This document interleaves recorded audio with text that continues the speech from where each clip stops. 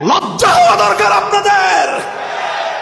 জুলাই বিপ্লব যদি না হতো, আজকে বেগম জিয়াকে এইভাবে বাংলাদেশের মানুষ সসম্মানে মুখ বিদায় দিতে পারতেন না।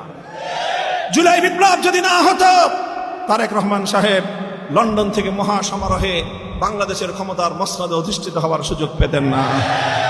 সুতরাং এই দ্বিতীয় স্বাধীনতা আর সেকেন্ড রিপাবলিকের কথা শুনলেই গাত্রদাহ হবে তো ফ্যাসিবাদী আওয়ামী লীগের। জুলাইয়ের নাম শুনলে গাত্রদাহ হবে আওয়ামী লীগের।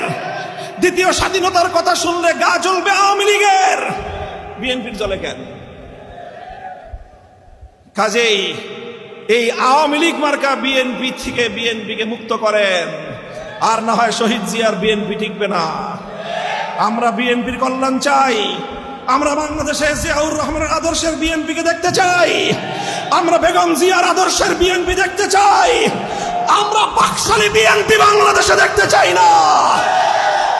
আমাদের স্পষ্ট বার্তা হলো এই, যদি গণভোটের গণরায়কে এভাবেই আপনারা বৃদ্ধাঙ্গুলি প্রদর্শন করতে থাকেন, তাহলে এর পরিণাম আপনাদের জন্য ভালো হওয়ার কোনো সুযোগ নাই।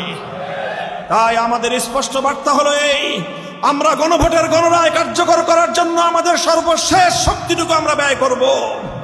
আমরা আমাদের জীবন দিতে পারি, ১৫০০ সন্তানের রক্তের সঙ্গে গাদ্দারি করতে পারি না। আমরা লড়াই করে আবার কারাগারের অন্ধকার প্রকোষ্ঠে দিন গুজরান করতে পারি। ৩০,০০০ যুদ্ধাহত জুলাই যোদ্ধার আত্মত্যাগের সঙ্গে আমরা বিশ্বাসঘাতকতা করতে পারি না। আমরা বাংলাদেশে রক্ত দিয়ে জীবন দিয়ে যেই ফ্যাসিবাদকে বিদায় করেছি, সেই বাংলার ক্ষমতার মসনদে নতুন করে আর কোন ফ্যাসিবাদ জন্ম হতে দিতে পারি না।